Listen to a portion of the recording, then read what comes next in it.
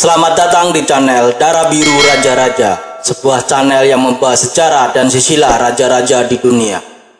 Pada video kali ini kita akan membahas tentang silsilah dewa Yunani, dewa primordial, dewa Titan, dan dewa Olimpian. Sebelum kita membahas silsilah dewa-dewa Yunani, kita bahas dulu bagan silsilah yang kita gunakan. Dalam bagan ini ada beberapa kotak dengan warna dasar di belakang gambar dari para dewa-dewa Yunani, yaitu hijau, biru muda, biru tua, hitam, merah, ungu, dan coklat. Warna hijau melambangkan dewa bumi, warna biru muda melambangkan dewa langit, warna biru tua melambangkan dewa laut, warna hitam melambangkan dewa atau makhluk yang hidup di dunia bawah. Warna merah melambangkan dewa yang merupakan personifikasi dari konsep tertentu dan yang tidak benar-benar masuk ke dalam kategori seperti bumi, langit, laut, atau dunia bawah. Warna ungu pada bagan ini menunjukkan bahwa orang tersebut adalah manusia fana atau setengah dewa. Setengah dewa yang berarti bahwa orang tersebut memiliki satu orang dewa. Warna coklat adalah monster atau makhluk bukan dewa, akan tetapi memiliki kekuatan seperti dewa. Dalam bagan ini, penulisan nama merupakan nama-nama dewa Yunani. Dalam banyak kasus, setiap dewa Yunani memiliki padanan dewa Romawi. Misalnya, dewa Yunani Zeus disebut Jupiter oleh orang Romawi. Dalam video ini saya akan menggunakan nama-nama Yunani, tetapi harap dicatat bahwa nama-nama Romawi sebenarnya tercantum di bagan ini juga. Nama dewa Yunani ditulis dengan warna emas dengan huruf besar semua. Nama dewa dalam sebutan Romawi ditulis dalam warna putih dengan huruf yang miring. Kekuasaan dari para dewa ditulis huruf kecil dengan warna abu-abu. Kekuasaan para dewi ditulis huruf kecil dengan warna jingga atau merah. Dalam sejarah kerajaan Yunani, dewa-dewa mereka dibagi dalam 3 masa generasi dewa, yaitu dewa primordial, dewa Titan, dan dewa Olimpian. Dalam membuat silsilah dewa-dewa ini, beberapa sumber kuno berbeda dalam menceritakan tentang para dewa-dewi ini. Dan kadang sumber-sumber ini berbeda dalam hal siapa orang tua atau anak dari siapa. Sehingga dalam beberapa kasus, kami harus membuat pilihan. Dan oleh karena itu, Anda mungkin tidak setuju dengan pilihan itu. Tapi ingat bahwa kita sedang membicarakan tentang mitologi, dan oleh karena itu benar-benar tidak ada versi peristiwa yang benar. Dewa Yunani generasi pertama adalah dewa primordial, dewa dan dewi yang menurut beberapa sumber dikatakan telah lahir dari kekacauan. Salah satu dewa primordial adalah Eros the Elder atau Eros yang lebih tua. Dalam sejarah Romawi disebut dewa Panes, merepresentasikan dewa cinta dan dewa penciptaan. Dewa ini jangan disamakan dengan Eros yang lebih muda, yang oleh orang Romawi disebut Cupid. Lalu ada dewa Tartarus, dewa asli dari dunia bawah. Kemudian Dewi Gaia, ibu bumi, yang paling penting dari dewa primordial. Kemudian dewa Erebus, sang dewa kegelapan, dan Dewi Nyx, sang dewi malam. Sekarang ada 2 dewa di sini, di atas, yang tidak benar-benar cocok dimanapun di pohon keluarga ini, karena mereka ada melampaui ruang dan waktu. Ada dewa Kronos, sang dewa ayah segala waktu, dan Dewi Ananke, sang dewi takdir, personifikasi kebutuhan dan keniscayaan. Dewa Kronos di masa dewa primordial ini ditulis dengan huruf CH. Anda harus membedakan dengan dewa Cronus, dewa pada periode dewa Titan, yang penulisannya menggunakan huruf C. Jadi, pohon keluarga dewa primordial ini benar-benar dimulai dari Gaia. Dari Gaia datang 3 dewa, yaitu dewa Aurea, sang dewa pegunungan, dewa Uranus, sang dewa langit, dan dewa Pontus, sang dewa laut, dan yang paling penting 12 Titan. Tapi sebelum kita membahas Titan, mari kita lihat dewa primordial lainnya. Dari perkawinan Tartarus, dewa dunia bawah, dan Dewi Gaia, terakhir monster Typhone, sang ayah dari semua monster, dan monster Echidna, sang ibu dari semua monster. Dari perkawinan Typhone dan Echidna terlahir Orthrus, sang monster anjing berkepala 2 dan berbuntut ular. Kemudian Cerberus, sang anjing berkepala 3 yang menjaga gerbang neraka. Kemudian Colchian Dragon, sang naga yang ada dalam legenda Jason dan Argonath mencuri bulu emas. Kemudian Chimera, monster singa dengan kepala kambing menonjol dari punggungnya dan ekor yang mungkin berakhir dengan kepala ular.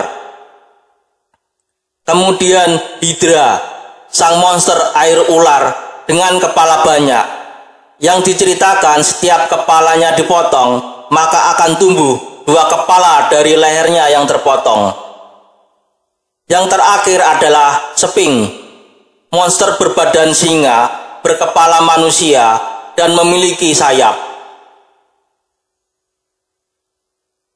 Dari perkawinan Dewi Gaia dan Dewa Pontus terlahir 3 dewa dewi, yaitu Taumus, sang dewa laut, Phorcys, sang dewa laut, dan Ceto, sang dewi laut. Dari dewa Taumus memiliki anak Iris, sang dewi pelangi, dan Harpis, sang monster burung dengan kepala gadis cantik, wajah pucat, karena kelaparan dan cakar panjang di tangan mereka. Dari perkawinan Dewa Phorcys dan Dewi Ceto terlahir 5 monster, yaitu Siren, Scylla, Gorgon, Graiae, dan Nereus. Siren adalah monster setengah burung, setengah gadis cantik. Para siren adalah penyihir yang menyanyikan lagu yang mampu memikat para pelaut yang lewat ke pulau mereka dan selanjutnya menuju kehancuran mereka. Scylla adalah monster dengan badan ular, berwajah wanita, dan memiliki banyak tangan berujung kepala ular. Gorgon adalah monster wanita dengan rambut berkepala ular, dan siapapun yang menatap matanya akan berubah menjadi batu. Ada 3 Gorgon, yaitu Steno dan Euryale, adalah abadi. Tetapi saudara perempuan mereka, Medusa, mati dibunuh oleh dewa dan pahlawan. Graiae adalah 3 saudara perempuan atau penyihir yang memiliki rambut beruban sejak lahir dan berbagi 1 mata dan 1 gigi di antara mereka. Dan yang terakhir adalah Nereus. Nereus adalah putra tertua Dewa Pontus dan Dewi Gaia. Nereus adalah dewa laut penting lainnya yang terkadang dikenal sebagai orang tua laut. Dia adalah ayah dari Nereid, sekelompok besar peri laut perempuan. Kelompok-kelompok terakhir yang termasuk dalam kategori primordial adalah mereka yang berasal dari Erebus dan Nyx. Yang paling terkenal adalah Charon, si tukang perahu di dunia bawah. Kemudian Dewa Aether, Dewa Siang Hari, Dewi Hemera, Dewi Cahaya, Kedua dewa-dewi ini kawin dan memiliki anak bernama Talasa, sang dewi laut, Dewa Moros, sang dewa malapetaka, Dewi Ker, sang dewi kematian yang kejam, Dewa Tatanos, sang dewa kematian, Dewi Hipnos, sang dewa tidur, Dewa Oniroi, sang dewa roh mimpi, Dewa Momus, sang dewa sindiran dan ejekan, Dewa Geras, sang dewa usia tua, Dewi Oisis, sang dewi penderitaan, Dewi Nemesis, sang dewi pembalasan, Dewi Pilotes, sang dewi kasih sayang, persahabatan, dan hubungan seksual, Dewi Apate, sang dewi penipuan, Dewi Eris, sang dewi perselisihan dan pertentangan, Dewi Moirae, sang dewi takdir, Dewi Keres, sang dewi jiwa kematian, Hesperides, sang bidadari dari barat. Kita bahas dewa-dewa generasi kedua, Dewa Titan. Seperti yang kita sebutkan sebelumnya, para Dewa Titan adalah anak-anak dari Gaia dan Uranus, dan mereka ada 12. Mari kita mulai dari awal. Di sini di sebelah kiri pertama, kita memiliki Oceanus dan Tethers, dewa lautan dan dewi sungai. Mereka menggantikan Pontus di generasi kedua dewa ini dan merupakan induk The Oceanid atau orang tua dari para lautan. The Oceanid adalah sekelompok besar dewi laut. Banyak di antaranya adalah ibu dari dewa penting lainnya yang akan kita bahas selanjutnya. Kita memiliki dewa cahaya, Hyperion, dan dewi eter, Theia. Dari mereka kita mendapatkan Helios, dewa asli matahari, dan Selene, dewa asli bulan. Nama Romawi untuk dewa-dewa ini adalah dasar kita menyebutnya sebagai istilah solar dan lunar. Saudara perempuan mereka adalah Eos, sang dewi fajar, yang menikah dengan Atreus, sang dewa debu alam semesta. Mereka memiliki anak di Animoi, sang empat dewa angin, dan Astra Planeta, sang dewa planet. Pada titik ini kami harus mencatat bahwa beberapa dari 12 Titan dikelompokkan bersama sebagai pasangan, tetapi beberapa bukan. Salah satunya adalah Crius. Dia menikah dengan Eurybia, putri dari Pontus. Dan dari mereka datanglah Pallas, dewa perang yang asli. Pallas menikah dengan Styx, dan bersama-sama mereka adalah orang tua Kratos. Dalam beberapa tahun terakhir, Kratos telah menjadi sangat terkenal karena dia muncul dalam seri video game God of War.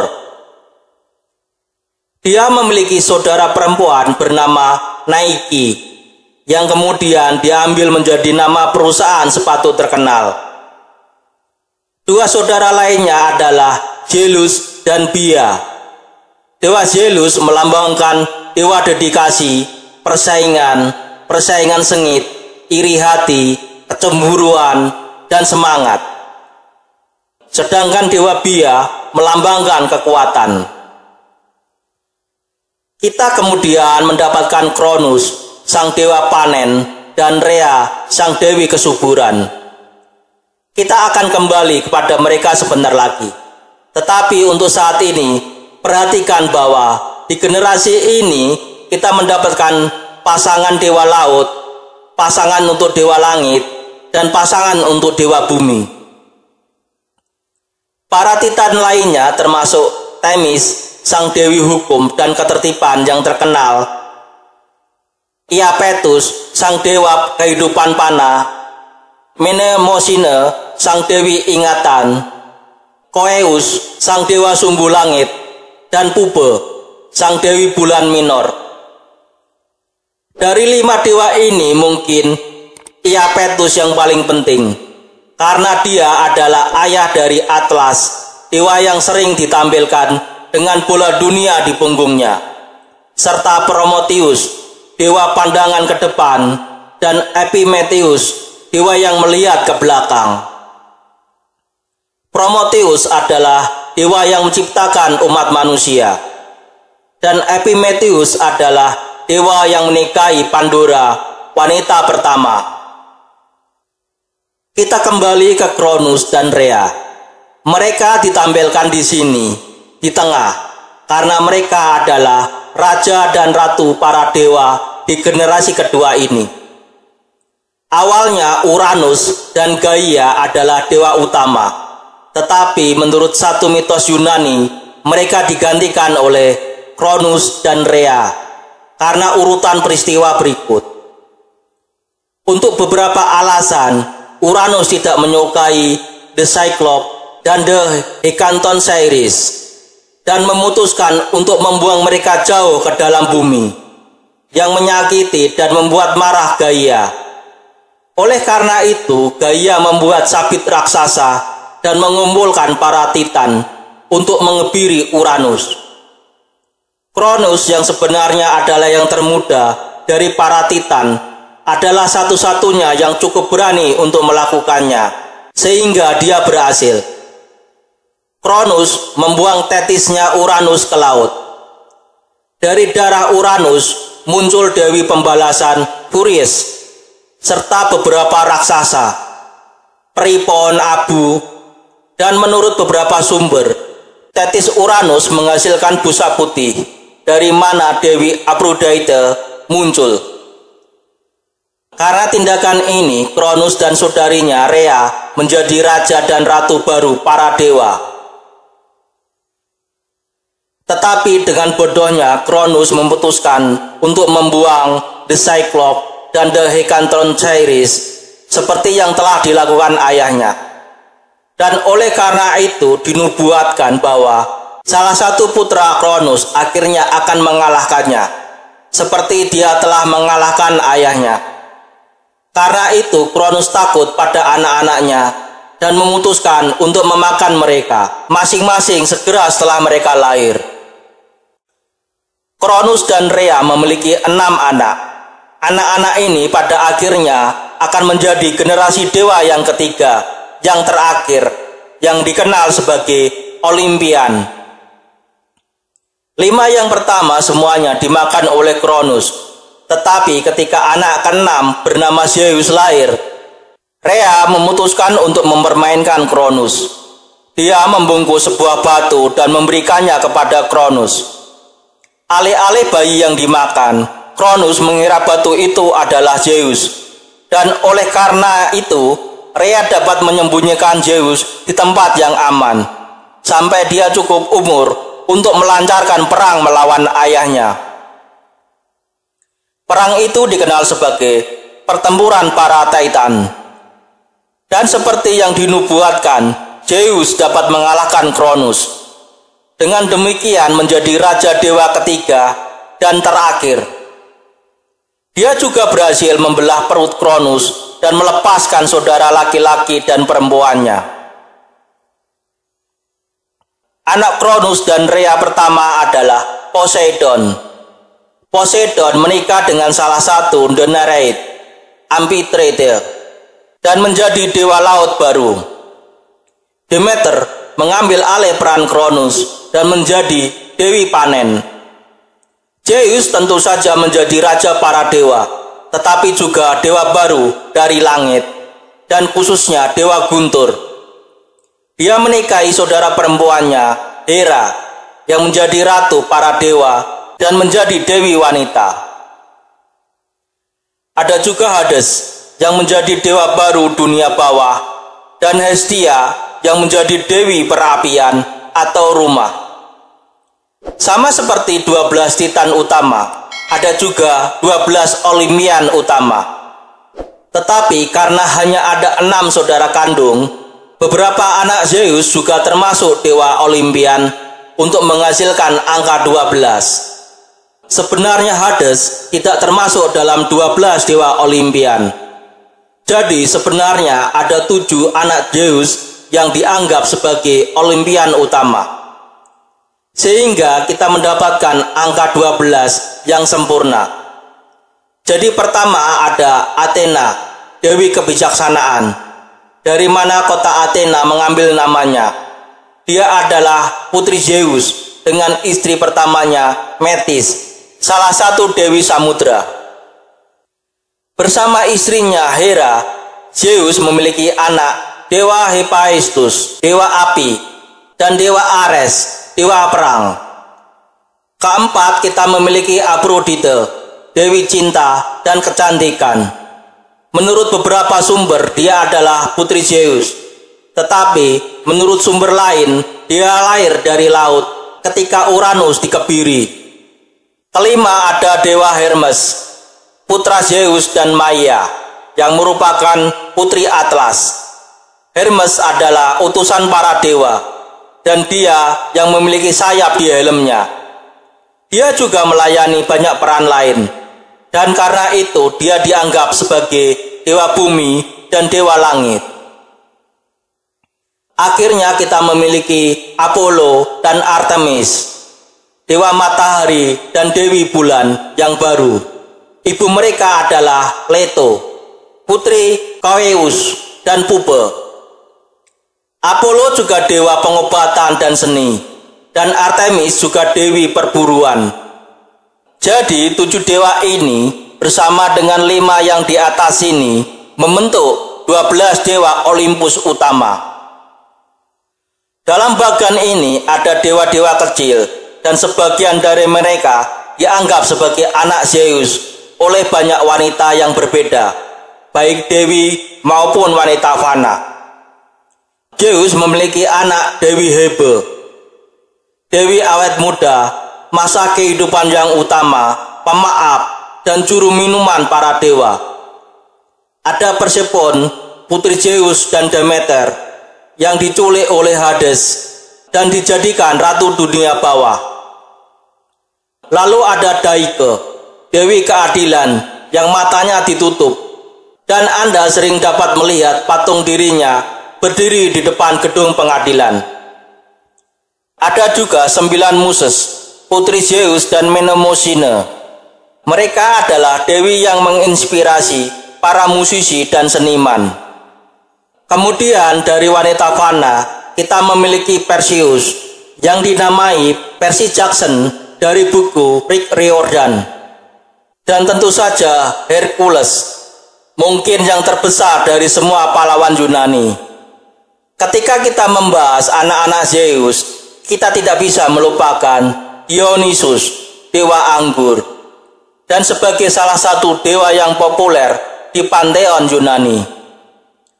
Terkadang dia dianggap sebagai salah satu dari 12 Olimpian utama, sebagai pengganti Hestia. Ada beberapa dewa lagi yang ingin saya tunjukkan. Yang pertama adalah Eros, yang dikenal orang Romawi sebagai Cupid. Dia adalah putra Ares dan Aphrodite, dan biasanya digambarkan sebagai bayi yang memegang busur dan anak panah. Dikatakan bahwa siapapun yang dia pukul dengan panahnya akan jatuh cinta.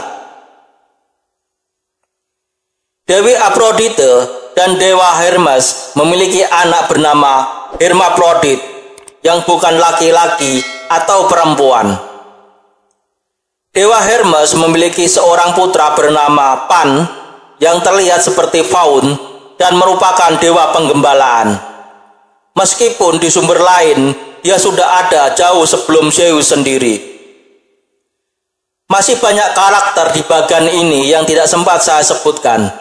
Tetapi semoga video ini memberi Anda gambaran umum tentang silsilah keluarga mitologi Yunani dan bagaimana dewa utama Yunani dan Romawi.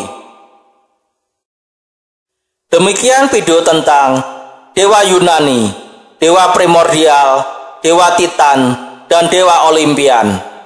Semoga bisa menambah wawasan dan ilmu pengetahuan bagi yang menonton video ini. Sampai jumpa lagi di video berikutnya. Terima kasih.